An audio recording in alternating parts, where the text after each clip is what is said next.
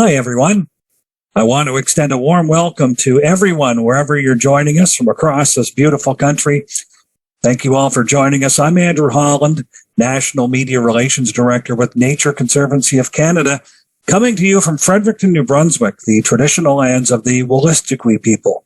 For those not familiar with Nature Conservancy of Canada, we are a national charity and Canada's leading not-for-profit private land conservation organization working to protect our most important natural areas and the species they sustain.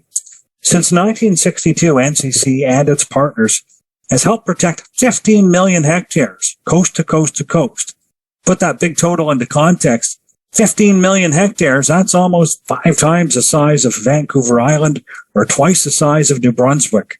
These conservation lands provide a home for 244 species at risk across the country, which is important for their survival. The spring season is a great time to be thinking about helping birds and pollinator species.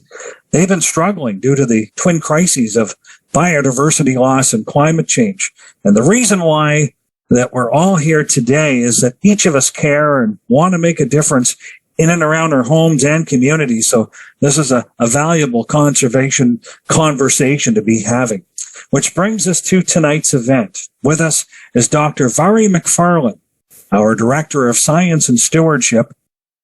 Vari is based in London, Ontario. Vari will be sharing fascinating facts about the birds, bugs, and blooms around us, and practical tips on how we can all make a difference for these species, whether they're in our backyards, on our balcony, or on our windowsill. And Vari will answer the questions that will be coming in or were sent in prior to starting.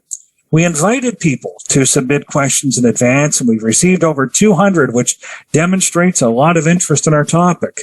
If you have a question that you haven't submitted yet, you still can. If you're watching from Zoom, you'll notice a Q&A icon in your menu on your screen. And for folks watching on Facebook Live, you can submit a question in the comments section. I'm happy to introduce my colleague, Vari McFarlane.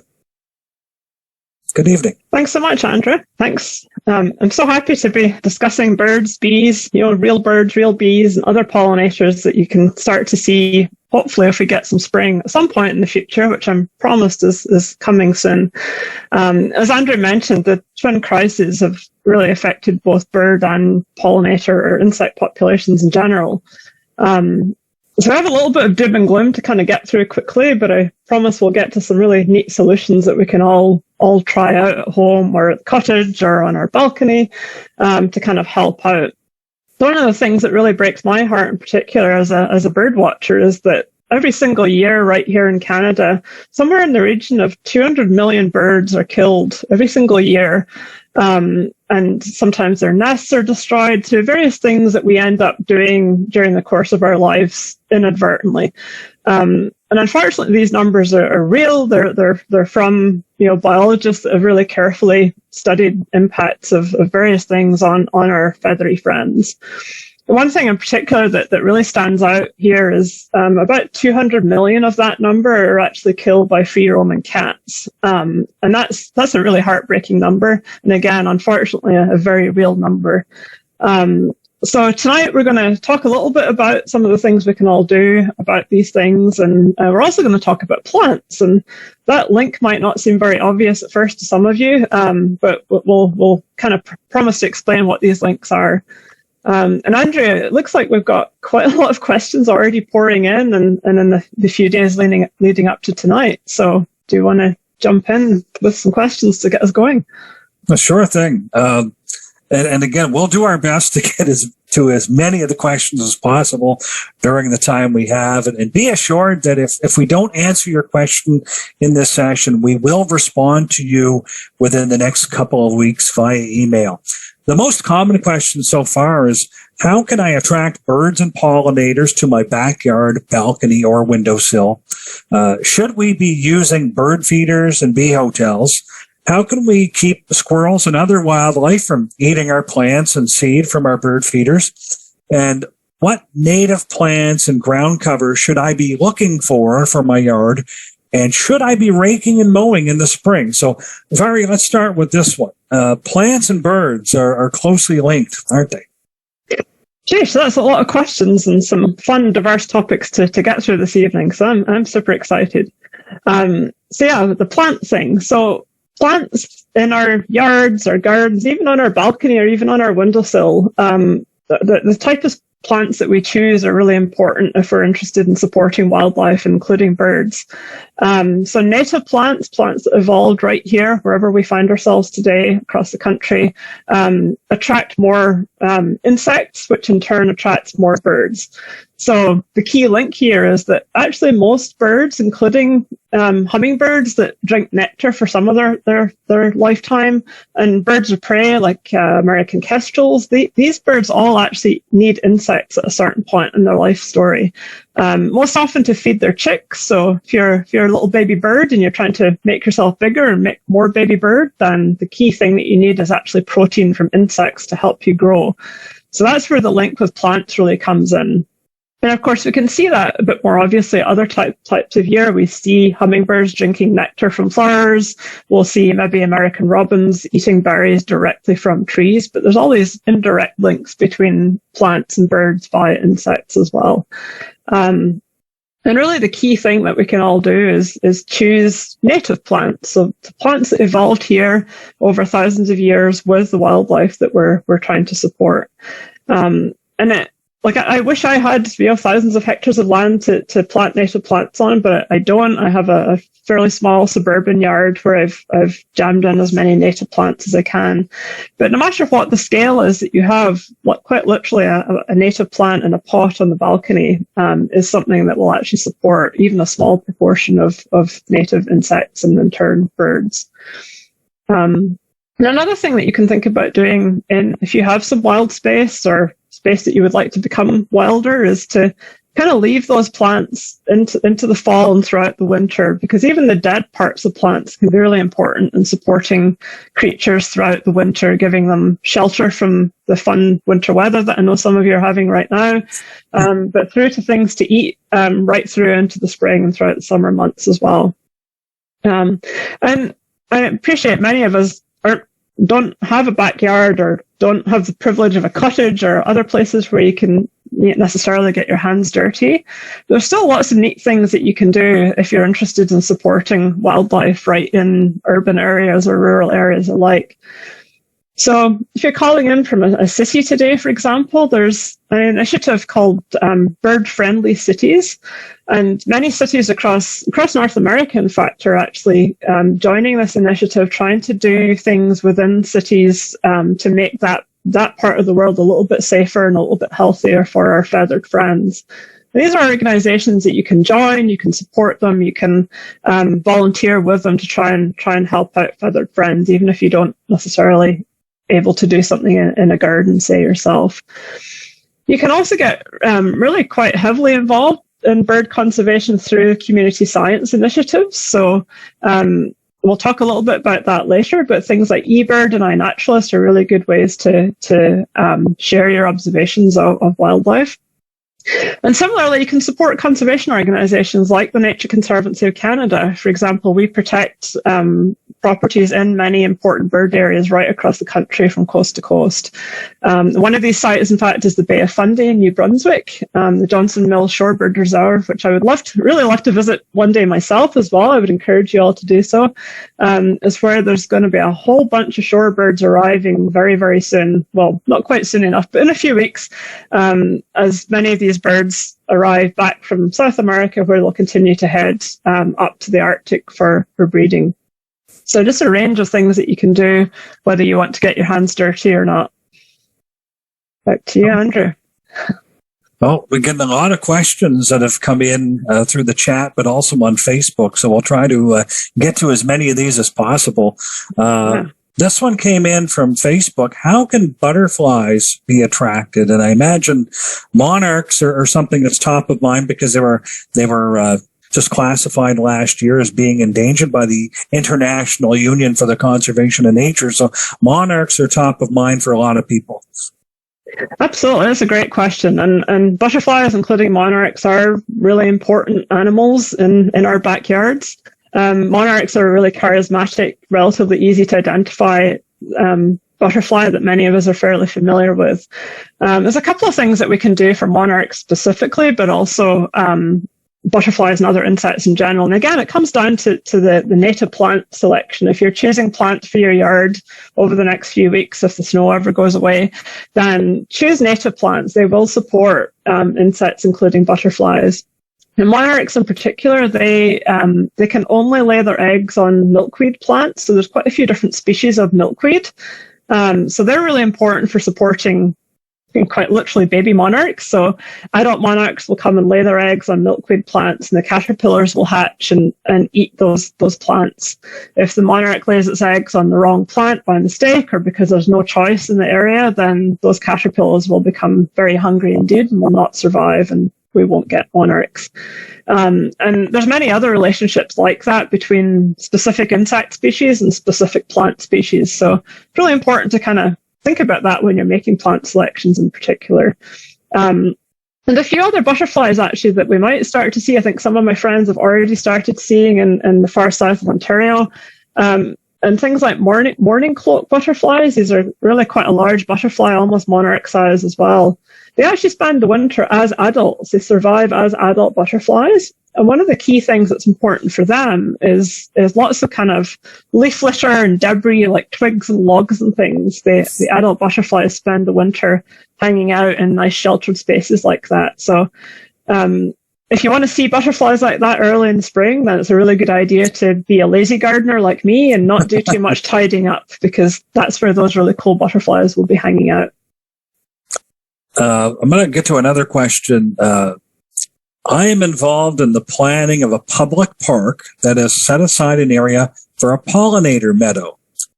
Is there NCC support available for a list of indigenous plants we could source? And I know on our website we have some examples of native plants that could be a point of reference. Absolutely. That's a great question and a super exciting initiative. And we'd be happy to follow up with you by email later to give you more specific advice to wherever you're calling in from. Again, the basic answer is, go native. It sounds like you're already on that idea. So sourcing reputably produced native local plants is really the best way to support lots of pollinators. It is important to kind of take the time to work out, and this can take a bit of creative Googling and a bit of digging. We can help you with that. To really find things that are not just native to, say, your province, but actually native to the community where you are. Because something that I am calling in from Ontario, so something that's native in southwestern Ontario is really not necessarily native in northern Ontario, for example. So it can become fairly complex, but can be a really fun adventure and journey to learning more about our native plants. And we want to thank Paul Williamson for that question. Laura Dana asks, is there anything that I can do to facilitate the protection of baby robins? They're nesting on our city townhouse balcony from the magpie that killed the fledglings. So want to run that one by you. Yeah, that's a tricky one. Certainly in urban areas especially, we can start to see kind of sometimes sort of imbalances between predator and prey, and that can be because of a whole bunch of factors, but essentially some species do really well in urban environments. They do really well from the garbage that we don't necessarily deal with very, very quickly or responsibly in some cases, or just things that blow out of your hand or get dragged around. And so birds like both robins and magpies, in fact, to use those examples, can do really well in urban areas, but it also puts them kind of sometimes directly in conflict with one another. I'm not sure what to suggest, to be honest with you. I mean, the magpie is doing its best to presumably raise its chicks as well, and it needs to feed as well. And I appreciate it can be really hard to sometimes see nature playing out its course right on your balcony.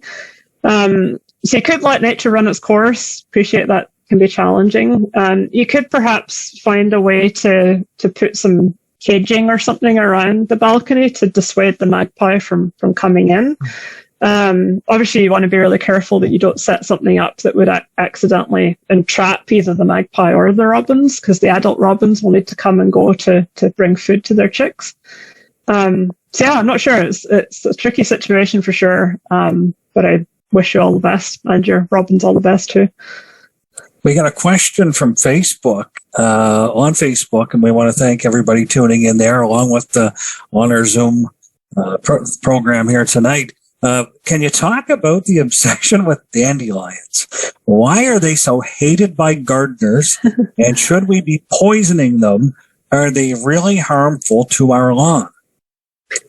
Oh, the dandelion question. Awesome. So thank you for that question. Yeah, it is something that circulates every spring is shouldn't I deal with dandelions? So as usual, it is somewhat complicated. So I'd say, as you'll probably notice, there will be bees and potentially butterflies that will come to dandelion flowers and will drink the nectar and go off and be happy bees and happy butterflies. So that's not a terrible thing. That's better than if there were no dandelions in your lawn, or if there were no flowering plants in your lawn. What would be better, though, is if it was a native plant instead. So although you'll see things drinking nectar from non-native plants like dandelions, that nectar isn't necessarily feeding them quite as well as it could be if it were a native plant. So again, it really comes back down to evolution, that our wildlife has evolved with the plants that were native to here. And they're now, in some places, especially in urban areas, they're kind of scraping by, trying to find the best food that they can get their little feet and paws onto. And that's not necessarily the perfect nutrition for them. So if you have the opportunity, then maybe reduce your lawn a little bit and plant some truly native plants in there instead to better support some of those pollinators. And that also has the added benefit that although things will come to non-native plants to drink the nectar, they won't necessarily be able to lay their eggs on them. So back to the kind of monarch example, that if adult monarch butterflies will drink nectar from all sorts of flowers, including non-native flowers, but if there's no milkweeds, they can't lay their eggs and their caterpillars will not exist. So the same is true for bees and other animals, that they need not just food, they need the whole kind of life cycle to be supported throughout the seasons. So that's a long-winded answer. That's okay. A lot of detail and important information to share with people. We know that bird populations have been in decline all around the world. We're seeing studies and reports every 5 years or so about this, and Canada is no exception in terms of seeing bird populations in decline. Vari, what's the biggest cause of this, and how does it underscore why we need to lend birds a hand? Yeah, great question. And again, as a birder, then I find this really heartbreaking seeing and reading, like actually experiencing declines in birds firsthand, but also reading scientific reports showing these demonstrated declines. So that the biggest underlying problem that most of our birds are facing is good old simple habitat loss. So losing essentially patches of native vegetation that supports the food that the birds need to eat and that supports places where they can shelter and where they can make their nests. And that's something that the Nature Conservancy of Canada is working on right across the country, protecting habitat before it's lost and actually restoring habitat, trying to bring that habitat back in places where it has already been lost. And so there's billions of individuals from over kind of 400 or so species of bird that breed in Canada every single year. And there's lots of things that we can all do individually. We've touched on a few of these things already. We mentioned a little bit about the cat issue earlier, that not only are birds suffering from habitat loss, they're also suffering from being eaten or disturbed by things like outdoor cats. And kind of like the dandelions, in some ways, cats are not native to North America. They receive, in the case of a domestic pet, they receive medical attention and shelter and food, but they still go out and predate animals if you let them outside. So you can keep your cat indoors, and I appreciate this. I have 4 formerly feral cats. It is a bunch of work to train your feral cats to not want to go outside, but it is possible.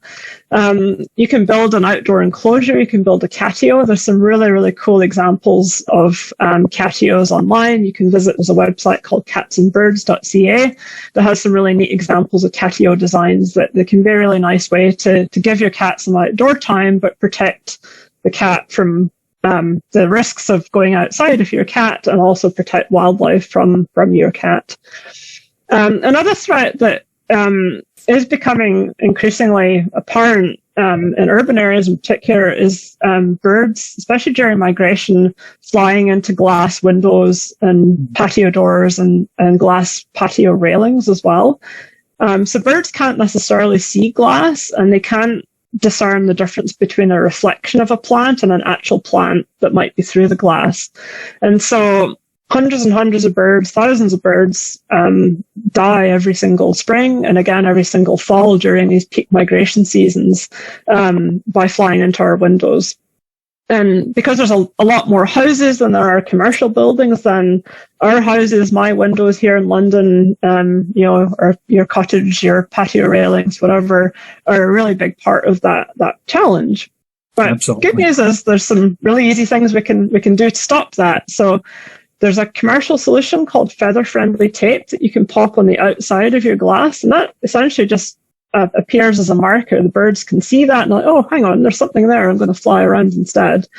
You can also do a kind of DIY system yourself. If you're artistic, completely unlike me, then you can draw some cool patterns and things on the outside that will help make it visible, or you can make a kind of template and put kind of markers on the windows for the birds to see.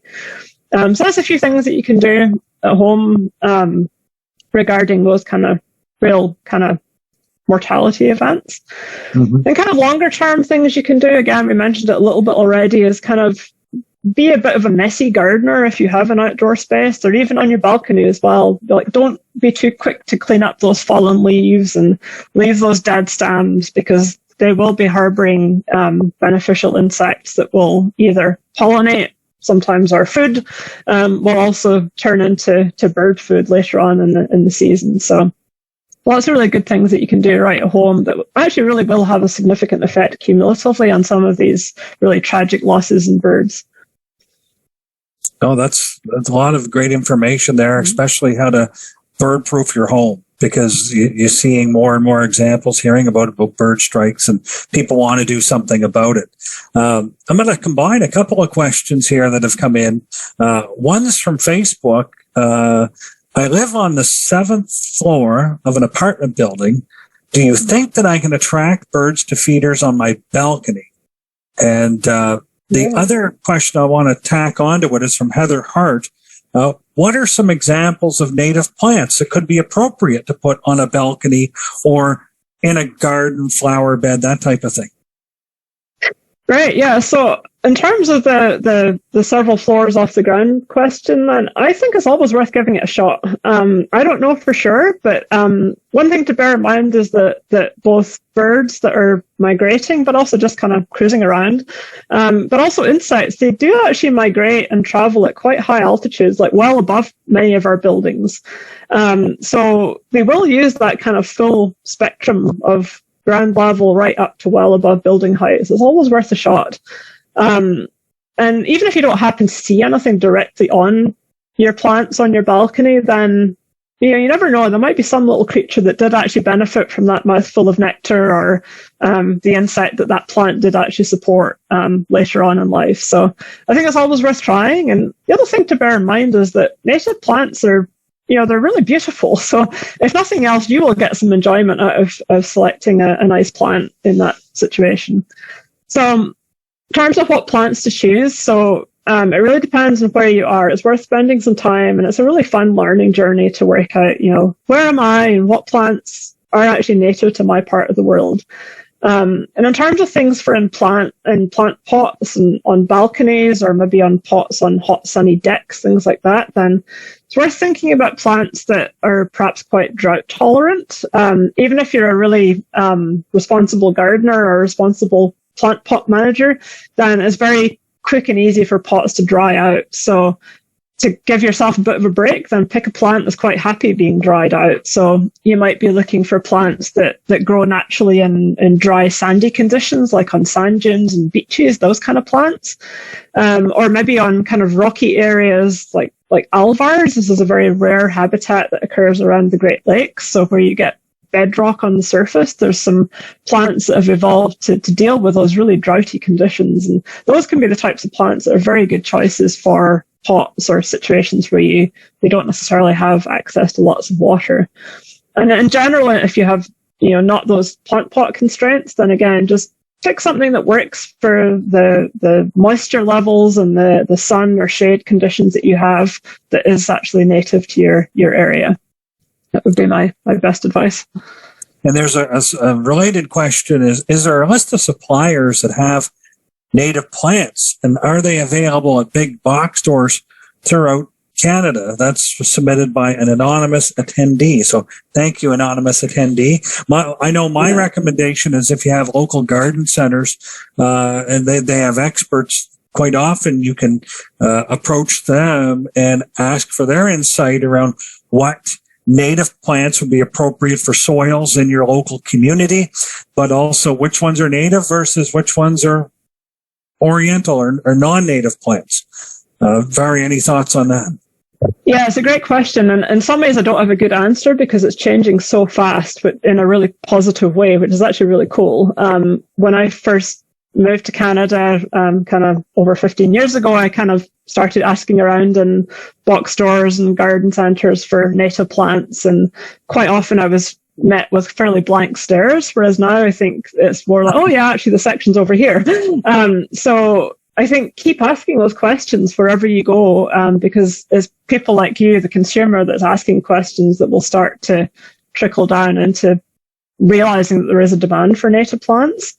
It's worth spending some time doing a little bit of research yourself online.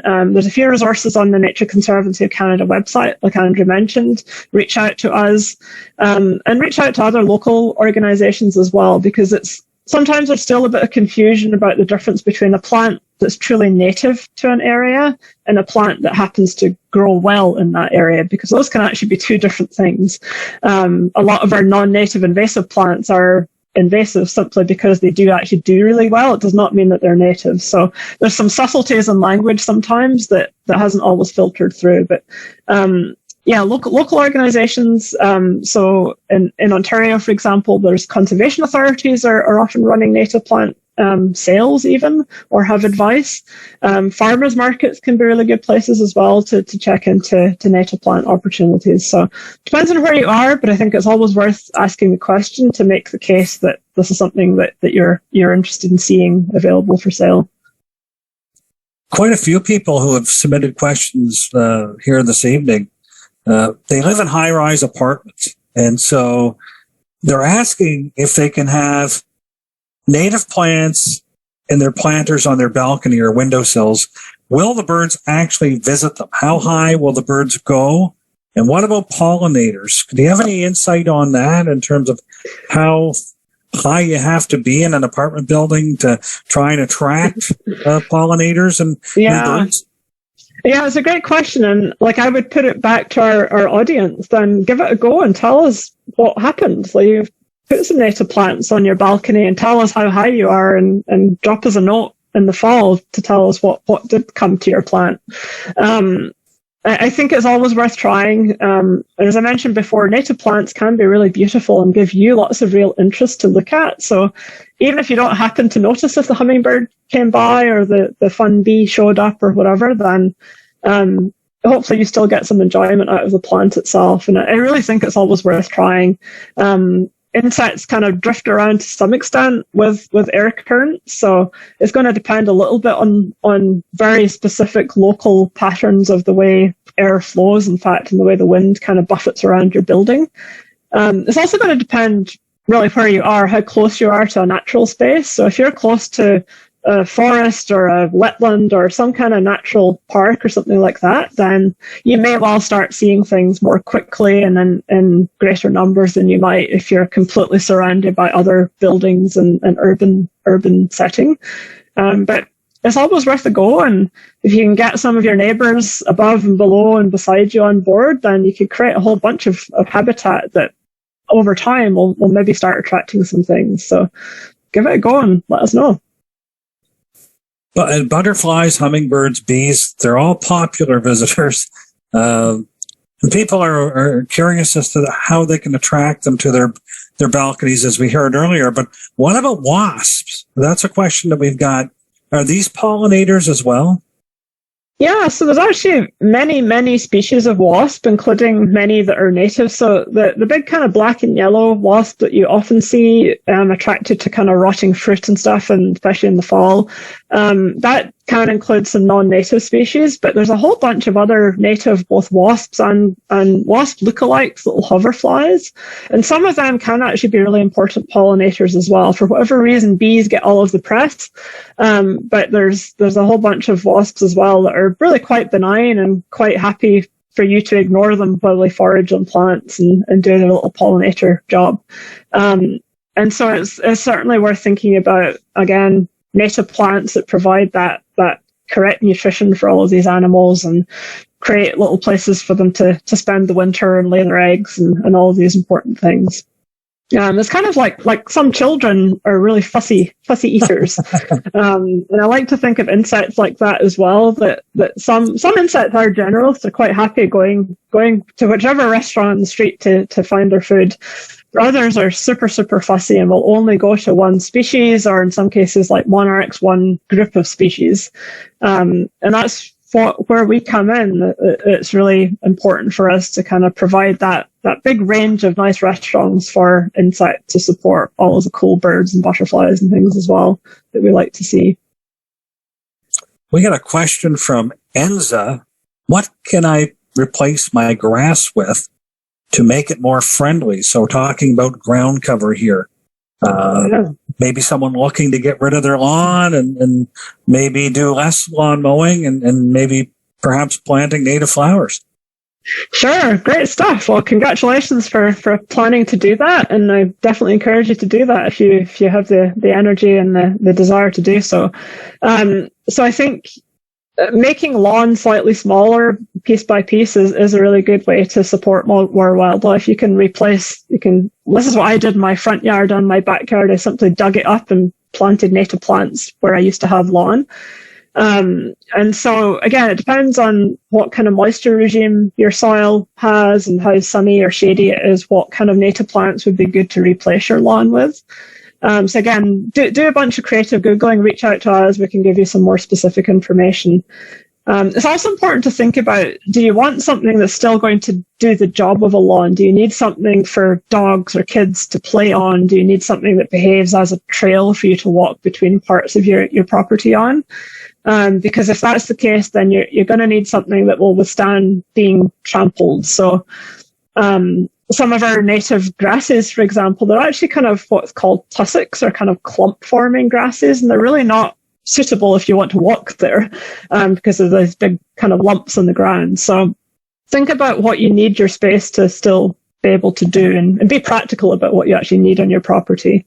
If you don't need that kind of access or flat space, then there's a whole bunch of native plants that you can jam in place.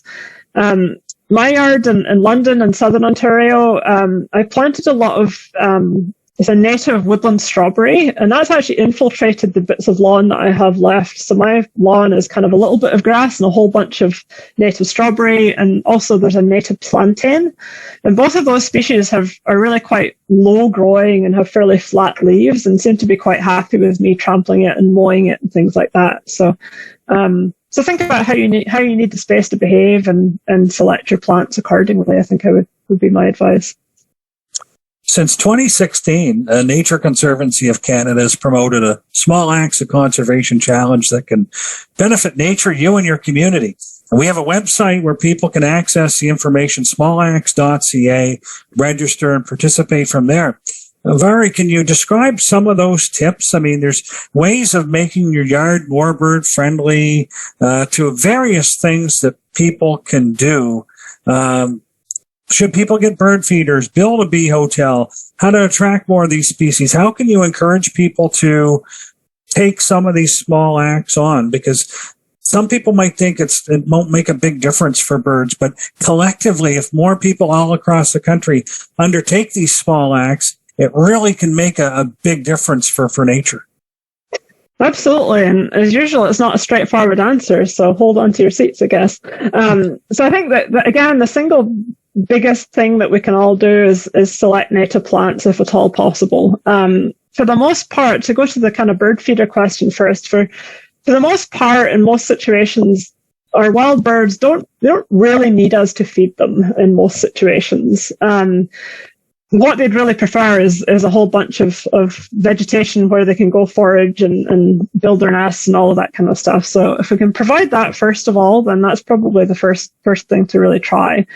But having said that, I really appreciate how important bird feeders can be for helping people engage with the natural world. I know I grew up in Scotland and my dad always had a bird feeder out in the winter months when it was cold.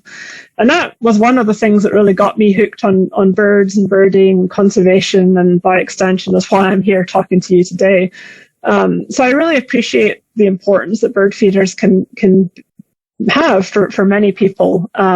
I know when the weather's pretty unpleasant, or you're not feeling very well, or you're injured, or whatever, you're not able to go outside as much. Then having a bird feeder to really attract birds closer to your window gives great comfort to many people. So that's definitely something to bear in mind. But I think we can all take a few steps to make sure that we're doing it safely for the birds and other wildlife. So one of the key things is to for the most part, other animals are attracted to bird feeders or bird food, and often those animals don't really need our help. So I'm thinking about things like squirrels and raccoons and possums in southern Ontario especially. And these are really cute little animals, and they have their place, of course, but they do really, really well with our garbage and our compost and our spilt bird food and things like that. And they actually will go on to predate bird nests and other animals as well. So it's a good idea to try to not subsidize or feed those animals as much as can be easy to do so inadvertently when you're trying to feed birds.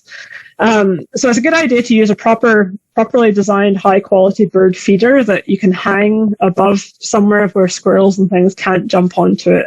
That also will mean that you don't need to keep refilling the feeder quite as often, because if you've got a very hungry squirrel, then you're going to be spending quite a lot of money on bird seed quite quickly. And the other thing that's really important as we learn more and more about the diseases that birds carry, then keeping those feeders and the whole area around your feeders as clean as you can and without too much spilt food is really important.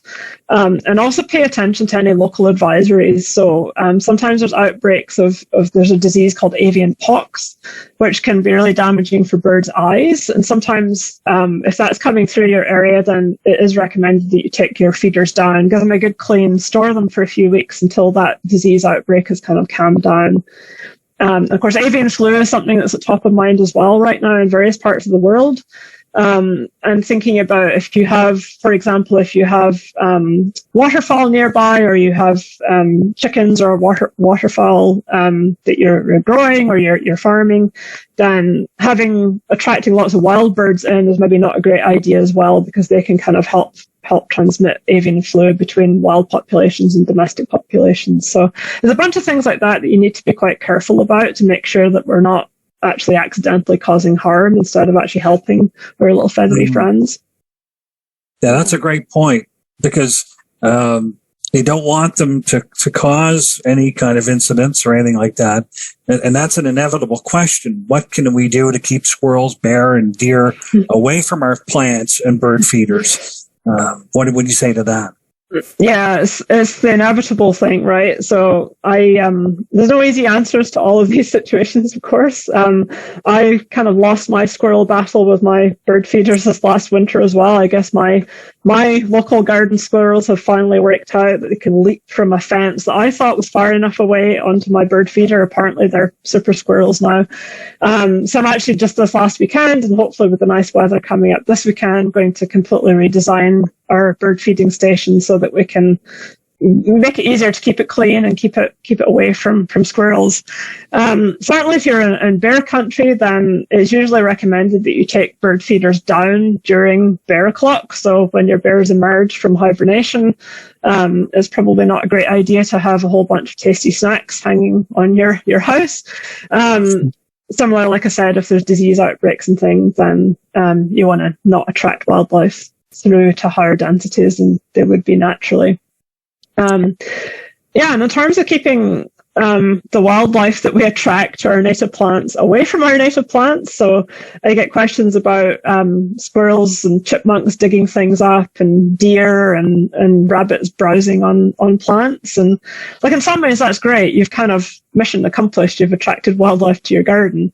But I appreciate how frustrating that is, especially if you've spent some money on some native plants and then along comes Mr. Bunny and he comes and digs everything up again.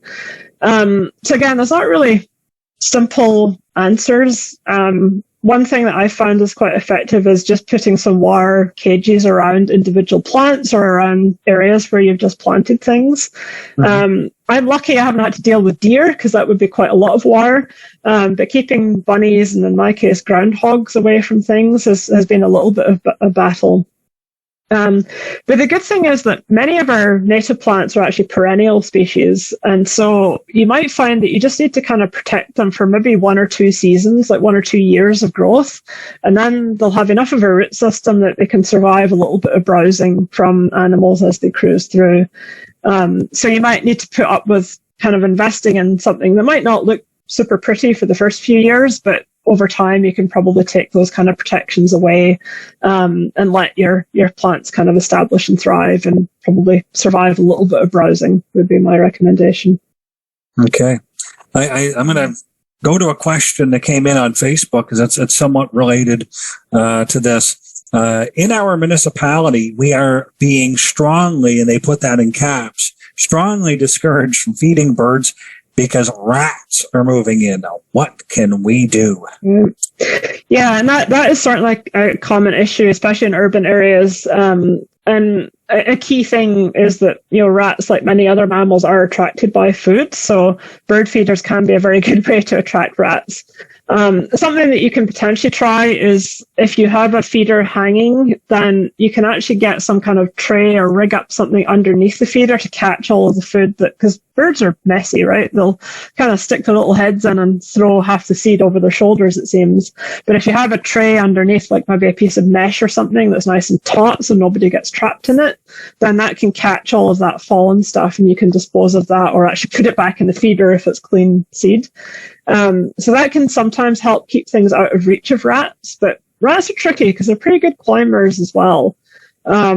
So it might be that you can't actually put feeders up for a while. Another thing you can do is look for other sources of food that are maybe attracting rats. So think about how garbage in the area is being managed and how compost and things like that are being managed, because perhaps there's ways to kind of better seal up some of those things to reduce other sources of food for rats.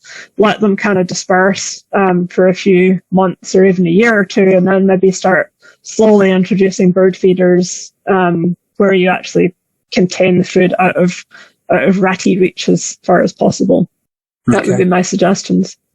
Yeah. Denise Clare writes in, and we talked about this briefly a little bit earlier about ground cover and grass and maybe converting lawns into native flower beds and this type of thing. And the question from Denise is, how do you deal with mosquitoes? If we let the grass go, the mosquitoes are very, very bad. Any thoughts on that? Yeah, that's tricky. I mean, mosquitoes are, like it or not, part of our ecosystem, and there are other animals that feed on them. So they're one of these things that we deal with living in Canada, of course. You can certainly do your best to minimize mosquito breeding habitat. So I do have a pond in my yard, but I have a system where the water kind of circulates a little bit, and that slows the mosquitoes down a little bit to a degree. I've also, over time, there's American toads and green frogs and things that have actually moved in and discovered that habitat, and they actually do a pretty good job at keeping mosquito larvae density down. And it's not, but beyond that, like, it's worth being practical about what you can do around, say, your house. And things like kind of keeping things mown so that you have access, so that you don't have mosquito or tick issues. You do have to be practical as well as conservation minded. So I would say do what you need to do to still have a comfortable lifestyle wherever it is that you are. But to a degree, we probably do need to change our comfort levels a little bit when it comes to wildlife, because these things are often important parts of our ecosystems too. I'm going to group a couple of questions together because they're similar. The first one's from Trudy Johnson, who writes in, I understand common milkweed is not allowed in Nova Scotia, and it is an aggressive weed. So I planted swamp milkweed as it is permitted, and also butterfly milkweed. Does common milkweed just grow naturally in Ontario, and is the swamp milkweed encouraged to be grown by gardeners? Great question. So I have very similar experience in my yard in London. Weirdly, it took me ages to get common milkweed actually established in my yard. And I almost wish that I hadn't, because it was so aggressive. And I've replaced quite a lot of it with exactly those two species that you mentioned, butterfly weeds and swamp milkweeds. Those two species are actually much kind of friendlier, well-behaved milkweed species, and they do support monarchs just as much as common milkweed does. So again, depending on where you are across the country, then you can look into some of the more arguably interesting milkweed species if you have especially relatively restricted space, or you kind of don't want to be taken over entirely by common milkweed, then pick a different milkweed species that is a bit better behaved. There's some actually really interesting ones. There's a little kind of delicate one called whirled milkweed, which might actually make a really good planter species. I'm not sure. I haven't tested that out yet, but it's a really delicate little plant, which again, monarchs will use. So yeah, great that you're trying some different milkweed species, and definitely encourage you to keep playing in that direction. Anne Brennan says, I've heard it's best not to plant milkweed unless it's a lot is planted, as once a small amount is eaten up, what do you do then? So true or false, is it best not to plant milkweed unless you really commit to it? Yeah, good question. I mean, to an extent, the butterflies are probably smarter than we think that they are, and that the adult female will be flying around assessing where she should lay her eggs.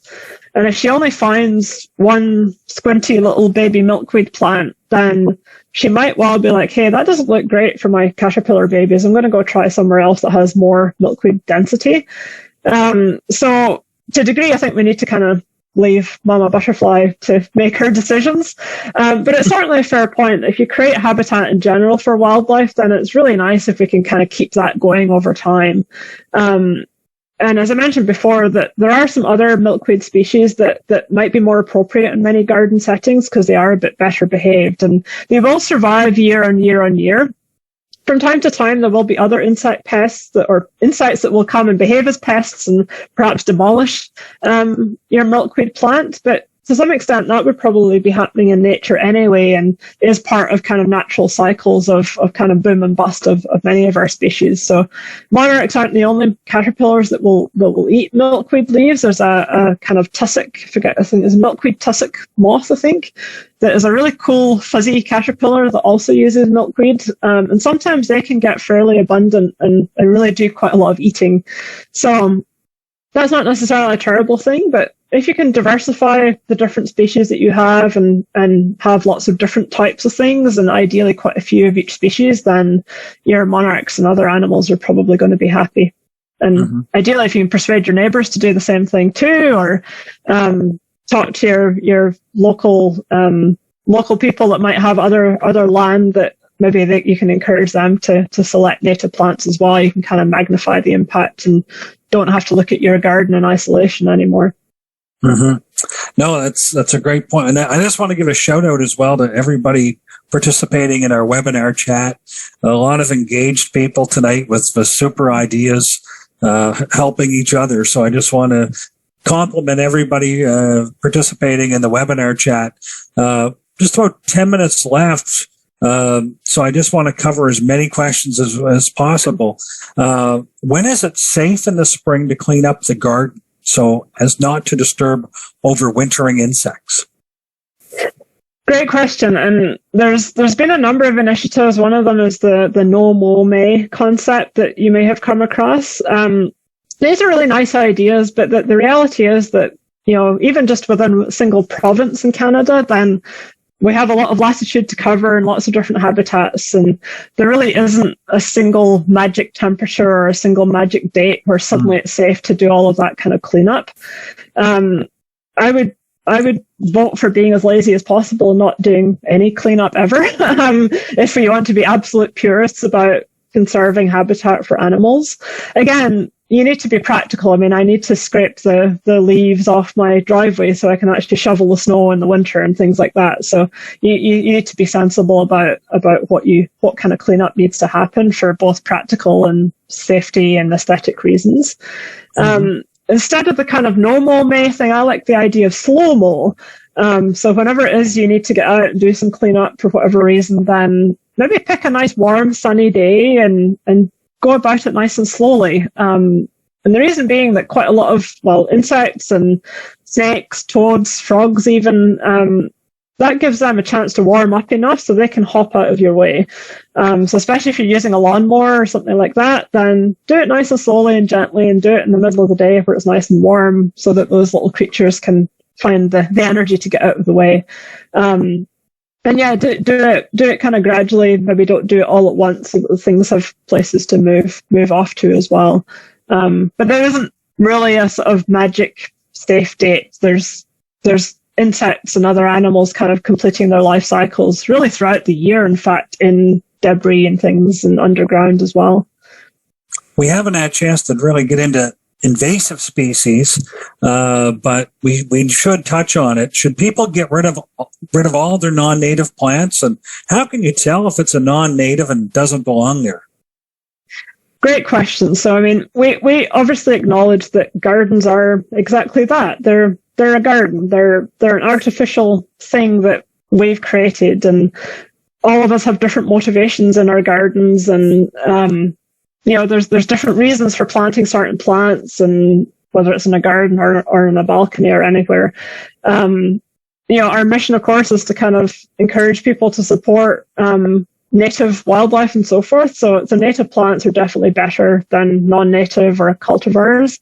But it's perfectly okay to have a mixture of things. I mean, I happen to be a purist. I kind of ripped out a whole bunch of stuff and composted it.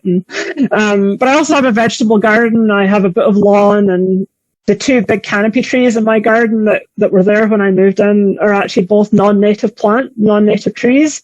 But I take advantage of their shade to grow a native woodland garden underneath those non-native trees, and I'm planting native trees so that over time, when those big trees end up senescing and dying, probably when I'm gone, then there will be a whole bunch of native trees ready to take their place. So you can kind of take it at whatever level you want to take, just bearing in mind that from a purely wildlife perspective, then native is definitely best. And in terms of identifying invasive non-native plants, then that's tricky. So there's a series of there's a community science app called iNaturalist, which is a really great resource for helping you learn about all species actually anywhere in the world. All you have to do is snap a photo of it with your camera or with your smartphone, upload that photo with the location and the date and the time, and it uses artificial intelligence to try to come up with a likely identification for your species, whether it's a dandelion on the sidewalk or a tree in the middle of a forest. And once you have a likely species name, you can then do a bunch of research around that species. You can then Google about it and learn, is this native to my area? Is it invasive? Is it introduced? And learn a little bit more about whether it's something that, if it's in your garden, you might want to think about phasing out, or if it's something that actually is native that you want to encourage. So there's resources like that are really good resources to help you learn a little bit more about the things that are all around you. And if you want to take it a step further to make some decisions about what you might want to keep in your garden or not. Okay. Here's an interesting question. I hear a lot about the benefits of leaving the leaves This is from Kathleen Lush. But I wonder about the effectiveness with the large amount of snow that we can get here in Ontario. Can overwintering creatures really survive under the leaves and the snow? Great question, and I'll try to keep this short because I know we're running low on time, but again, it's not always that straightforward. It turns out that different species of tree make different types of leaves. So a common non-native and actually quite invasive tree in especially urban and garden settings is the Norway maple. And it turns out that Norway maple leaves, when they fall on the ground and get squished by the snow, then they form a particularly dense, heavy, soggy mat. And that can actually be quite problematic for native plants like trillium and wild ginger and things like that are maybe trying to push their way through that. They don't kind of dry and curl up in the same way as some of our native tree leaves actually do. So it kind of, so you have to be thinking about the species of dead leaf that you have in your garden. It's certainly no problem to go in and kind of fluff them up a little bit or move them around gently and give a little bit of space for things that are coming up through it. Just kind of poke away gently. If you think it's native leaf litter, then I would leave well alone for the most part. Our animals have evolved to deal with this kind of weather that we get in Ontario, big buckets of snow and followed by kind of hot, dry summers. Then that's kind of what some of our creatures are quite happy with. Lorraine asks, the only birds I get in my backyard are sparrows and robins. How do I attract other types of birds? Yeah, good question. Again, if you have the opportunity to jam in some native plants, if you haven't already, that's a great idea. Again, I think I missed where that question came from, but here in Ontario, Southern Ontario, actually quite a lot of Ontario, there's a plant called wild columbine, which is a really beautiful flowering orange and yellow flower, and they're really good at attracting hummingbirds. Like I planted some quite early on in my garden here, and I was just blown away when hummingbirds just showed up and were foraging on these flowers quite quickly. So that could be an example of something to try out depending on where you are. If you have a little corner, you could try some new plants and see what you get. Mm-hmm. I want to get this one in quickly. Would it be better to plant more flowers or herbs or edible plants to encourage pollinators? And that question is from Fox Urquhart. Yeah, so again, it depends on your own personal motivations, what you want to get out of gardening. As I mentioned, I have a fairly purist native plant garden, and then I have a vegetable garden, which is where I grow some of my food. And those are fairly separate in the yard, and I suspect one benefits a little bit from the other. I'm supporting pollinators that I'm hoping are going to pop over and pollinate some of my vegetables. In terms of thinking about food for wildlife, then really maximizing the diversity. So lots of different species, lots of different species groups as well. Mm-hmm. So if you have the space and the inclination, then think about some trees and shrubs that produce berries for those kind of fall migratory birds. Think about some grasses that produce seeds for sparrows and things like that need seeds. Think about for some flowering plants that produce nectar for hummingbirds and monarch butterflies and things like that.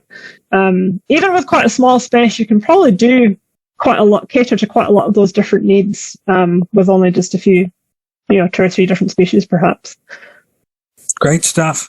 Well, we had so many questions, just impossible to get to them all. It wasn't feasible, but we'll do our very best to answer all of them in the next couple of weeks. A big thanks to you, Vari, for giving us all some helpful tips and tricks. Just any closing comment? It's been great. I've been blown away by the number of questions, and I can see that I've got quite a lot of work ahead of me over the next few days to come up with some answers to all of these great questions, and hoping that there's going to be some of you guys helping me out as well. I hope everyone's enjoyed it, and there's always lots more information out there that we're happy to share. So thanks for all the questions, and thanks for tuning in. Well, thank you. And thanks to everyone who participated in the chat, folks who submitted questions. If you like today's event and want to know about upcoming ones or to get the latest on conservation efforts by the Nature Conservancy of Canada and ways to connect with nature, make sure you sign up to get our emails by visiting natureconservancy.ca/sign up. And for more information and ways you can get involved, visit our Small Acts of Conservation page. That's at smallacts.ca. A link to this recording will be shared with you shortly via email.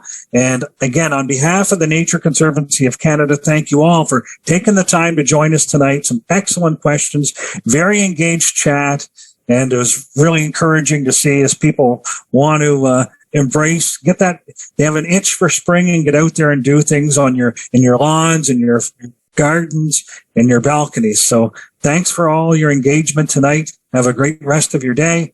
We hope to see you again next time. Good night.